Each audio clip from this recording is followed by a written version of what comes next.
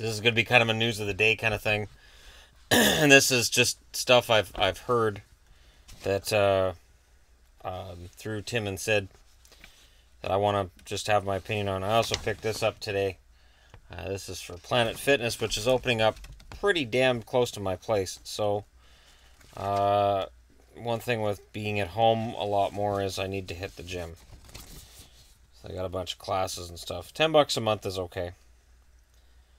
Have our trainer design a workout tailored to fitness goals. Well, that'll be easy. Cardio, cardio, cardio, cardio, and cardio. It's my fitness goal. Get my cardio back up to where it was when I was 19 or die trying. Okay, which means that, for people who are like, oh, meetups. Planet Fitness, why not? That'll be added to the list of potential places. Now, we'll get into this in a sec. First off, Kyle Turris has made news.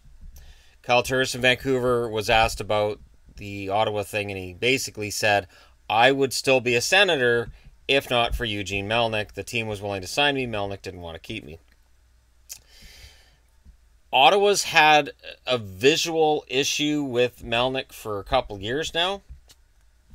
Pierre Dorian has come out and said, and it was just quoted on Tim and Sid's, that they played the audio clip, all hockey decisions go through him.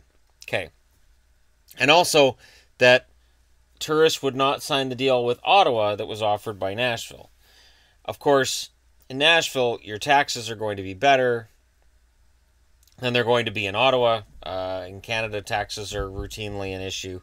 But Ottawa has an issue right now, and it goes further than this. With Melnyk and with all of the uncertainty regarding long-term contracts, and now the team is in absolute tatters.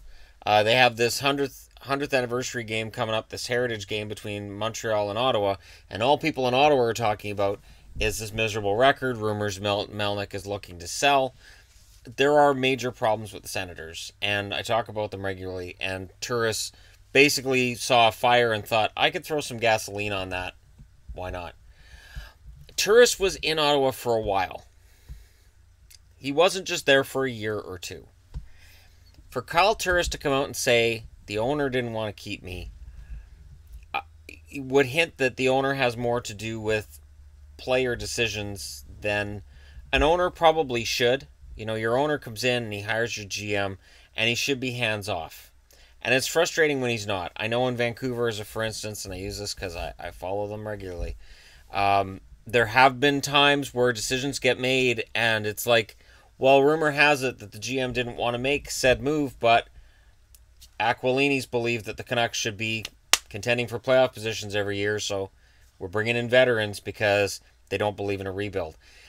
When that's out there, players will hear it, and in Turris' case, he believes that Melnyk, because he wouldn't pay the money that Turris wanted, and rumor has it was a year apart, that's why things fell apart. I don't know who to believe, and I did a video well over a year ago about how I believed Eugene Melnyk was a big part of the problem in Ottawa.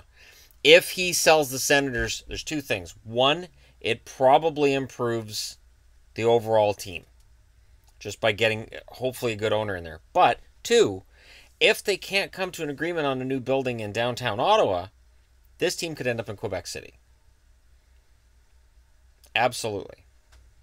The NHL right now is in a position where they could look at the long-term health of the team and say maybe Ottawa's better off being in Quebec City. So you'd be the scourge of Ottawa, but you'd be the savior of Quebec City. You can make the Nordiques a feel-good story, and meanwhile for Quebec fans be like, oh sure, break a team and destroy it, and then send it to us so we get to pay to watch it. Just like the Nordiques got good and then they left town, now a team's turning to crap, and it's like, well, you just send them to Quebec. Because, they're used to supporting crap there. Other news that came out, the KHL put out a tweet this morning saying, yep, we'll let players go. They retracted that tweet, and now it's like, well, we're deciding what to do. Now, Tim and Sid, the way they were describing it was, well, what's going to happen with these guys who are under contract? As I stated in a previous video, the IIHF's opinion of it is this. They have a transfer agreement in place with the Continental Hockey League.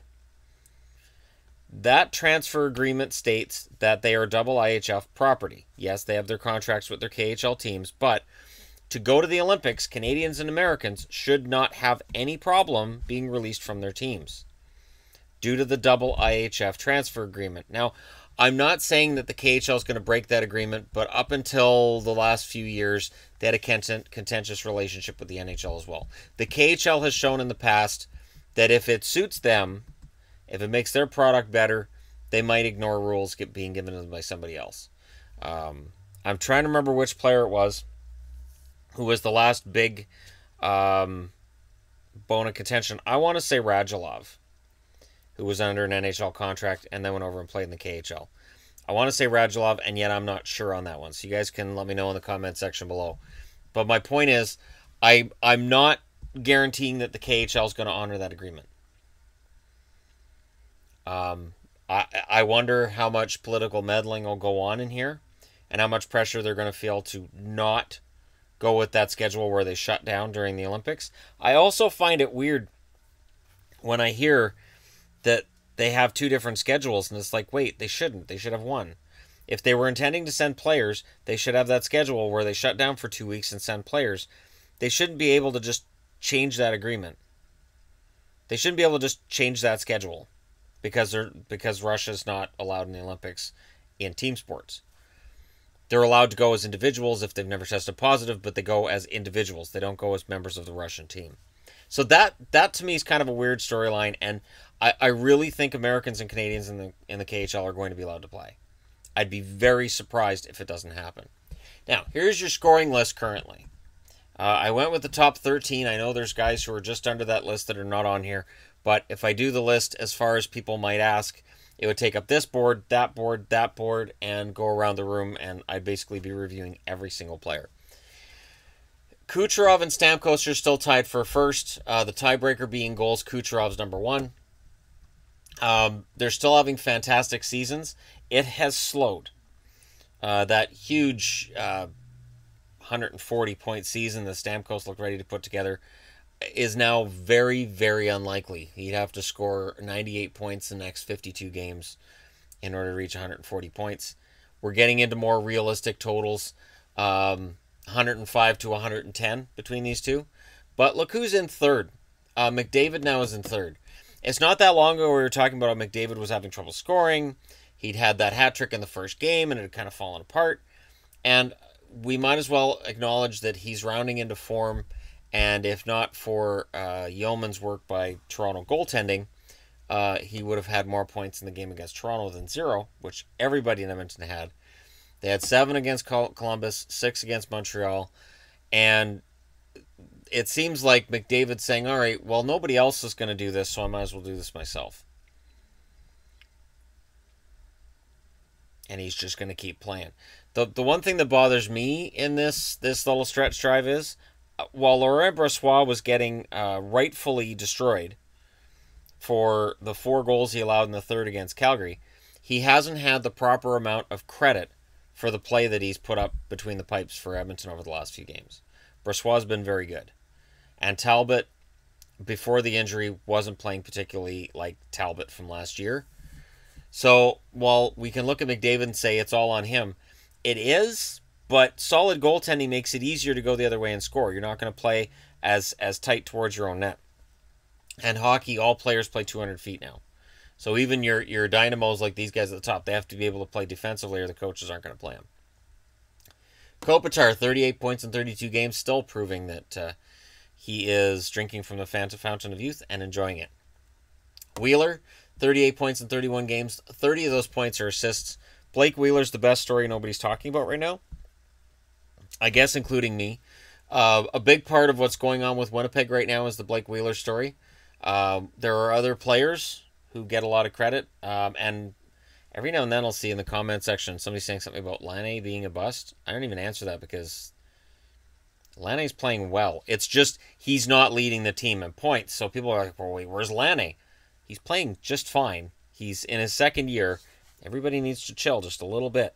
Not every player becomes Sidney Crosby or Connor McDavid or even Ovechkin overnight. Some of them take a little longer to develop.